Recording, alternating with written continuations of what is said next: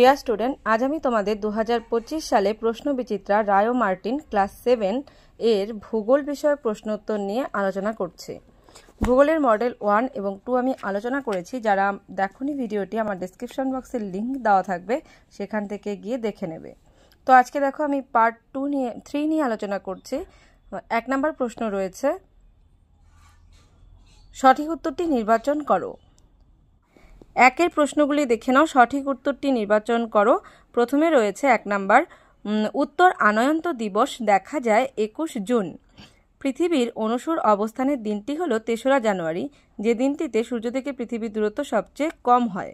1 degree দ্রাঘিমার পার্থক্য সময়ের পার্থক্যে হয় 4 মিনিট। অক্ষরেখার পরিধি মেরুর দিকে ক্রমশ কমতে থাকে। বায়ুর স্বাভাবিক গড় চাপ হলো 1013.25 মিলিবার। তারপরে দেখো 6 নাম্বার, জাপানের সবচেয়ে বড় দ্বীপটি হলো হুনসু। নির্দেশ অনুসারে নিচের প্রশ্নগুলির উত্তর দাও। 1 নম্বরে রয়েছে, পৃথিবীর আবর্তন বেগ শূন্য হয় কোথায়? পৃথিবীর 2 মেরুতে, অর্থাৎ কোমেরু ও সুমেরু বিন্দুতে। তারপর দেখো সত্য মিথ্যা লিখতে বলেছে। 22শে জুলাই সূর্য থেকে পৃথিবীর দূরত্ব সবচেয়ে বেশি হয় 15,20,00,000 কিমি। এটি হবে মিথ্যা, কারণ আমরা জানি এটা হবে 4 জুলাই। তারপর দেখো শূন্যস্থান পূরণ রয়েছে। গ্রিনিচের সময়ের সঙ্গে ভারতের সময়ের পার্থক্য 5 ঘন্টা 30 মিনিট। তারপরে দেখো শীতল অঞ্চলে কি প্রকারের বায়ুর চাপ দেখা যায়? উত্তর হয়ে যাবে উচ্চচাপ। তারপর 5 নম্বর প্রশ্ন, বায়ুর চাপ মাপক যন্ত্রের নাম? এটির উত্তর হয়ে যাবে ব্যারোমিটার। তারপর কোশ্চেন দেখো, বিশ্বের বৃহত্তম সামুদ্রিক তৈলখনির নাম হবে সাফানিয়া। তোমাদের এখানে 2টি প্রশ্ন রয়েছে, যেমন বৃহত্তম সামুদ্রিক তৈলখনির নাম সাফানিয়া এবং বিশ্বের বৃহত্তম তৈলখনি কেন্দ্র দেখো সৌদি আরবের ঘাওয়ার। এই 2টি প্রশ্ন কিন্তু বারবার প্রশ্নবিচিত্রাতে প্রশ্নে দেওয়া রয়েছে। এই 2টি ভালো করে পড়বে। দেখো সাফানিয়া হচ্ছে বিশ্বের বৃহত্তম সামুদ্রিক তৈলখনি এবং ঘাওয়ার দেখো বিশ্বের বৃহত্তম খনিজ তেল উত্তোলন কেন্দ্র। পর নেক্সট কোশ্চেন দেখো রয়েছে 3-এর প্রশ্নগুলি, যে নিচের প্রশ্নগুলি সংক্ষিপ্ত উত্তর দাও। মুক্তিবেগ কাকে বলে? এটি কিন্তু তোমাদের টেক্সট বইয়ের 3 নম্বর পৃষ্ঠায় রয়েছে। দেখো 3 নম্বর পৃষ্ঠায় উত্তরটি এখান থেকে লিখবে। কোনো বস্তুকে প্রতি সেকেন্ডে 11.2 কিমি গতিবেগে ওপরের দিকে ছুটতে পারলে সেটা আর নিচের দিকে পড়ে না, মহাশূন্যে পৃথিবীর চারিদিকে ঘুরতে থাকবে। একে মুক্তিবেগ বলে। এখান থেকে এই প্রশ্নটির উত্তর লিখে দেবে। নেক্সট কোশ্চেন দেখো। নেক্সট কোশ্চেন রয়েছে 2 নাম্বার, অধিবর্ষ বলতে কি বোঝো? যেটি তোমাদের টেক্সট বইয়ের 7 নম্বর পৃষ্ঠায় রয়েছে। দেখো টেক্সট বইয়ের 7 নম্বর পৃষ্ঠায় এখানে দেখো আমি একটু কেটে এটাকে ঠিক করে লিখেছি। পৃথিবী একবার সূর্যকে পরিক্রমণ করতে সময় নেয় 365 দিন 5 ঘন্টা 48 মিনিট 46 সেকেন্ড, কিন্তু হিসেবের সুবিধার জন্য 365 দিনে 1 বছর ধরা হয়। ফলে প্রতি বছর ওই 5 ঘন্টা 48 মিনিট 46 সেকেন্ড সময় বাড়তি থেকে যায়। ওই বাড়তি সময়ের হিসেব ঠিক রাখার জন্য প্রতি 4 বছর অন্তর একটা পুরো দিন যোগ করা হয় ক্যালেন্ডারে। ওই দিন ফেব্রুয়ারি মাসের সঙ্গে যোগ করে মাসটি 29 দিনের এবং বছরটি 366 দিনের হয়। 366 দিনের বছরকে অধিবর্ষ বা লিপিয়ার বলে। নেক্সট কোশ্চেন দেখো রয়েছে 3 নাম্বার, প্রমাণ দ্রাঘিমা কাকে বলে? এই প্রশ্নটির উত্তর কিন্তু তোমাদের রায় মার্টিনের ভূগোল বিচিত্রা, অর্থাৎ ভূগোল যে নোট বইটি রয়েছে সেইটির 56 পেজে রয়েছে। উত্তরটি দেখে নাও। যার কাছে বই আছে সে 56 পেজে উত্তরটি পেয়ে যাবে, আর যার কাছে নেই সে স্ক্রিনশট করে নাও। দেখো প্রমাণ দ্রাঘিমা কাকে বলে? সাধারণত গ্রিনিচের ওপর দিয়ে কল্পিত প্রধান দ্রাঘিমা বা মূল মধ্য রেখা, যার মান 0 ডিগ্রি, তাকে পৃথিবীর প্রমাণ দ্রাঘিমা বলে। নিচেটুকু কিন্তু লিখবে।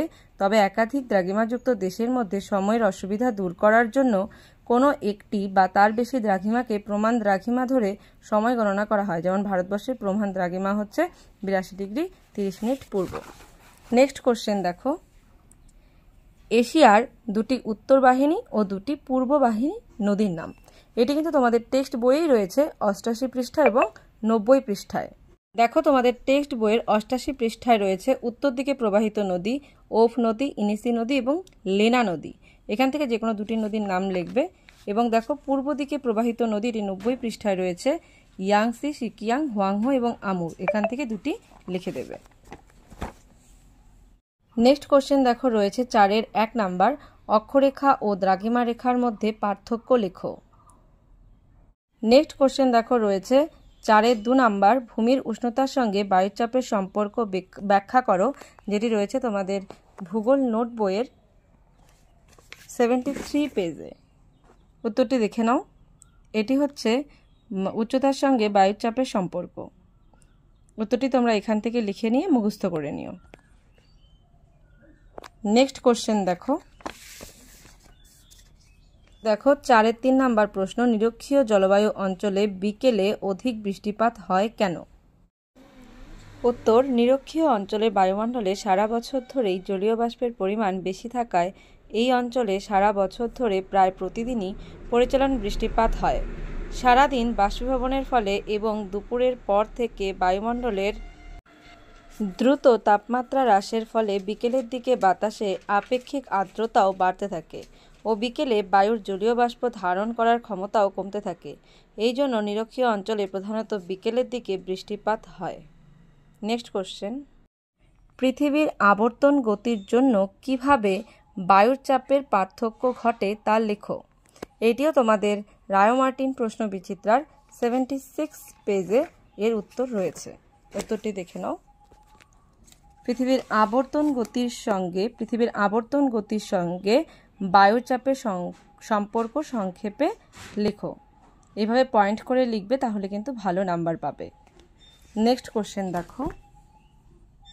নেক্সট কোশ্চেন 5 নম্বর রয়েছে, পৃথিবীতে দিন রাত্রির দৈর্ঘ্যের হ্রাস বৃদ্ধি ঘটে কেন?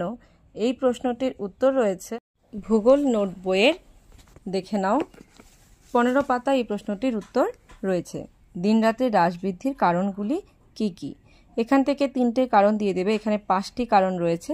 এভাবে পয়েন্ট আউট করেই লিখবে, তাহলে ভালো নাম্বার পাবে। নেক্সট কোশ্চেন দেখে নাও।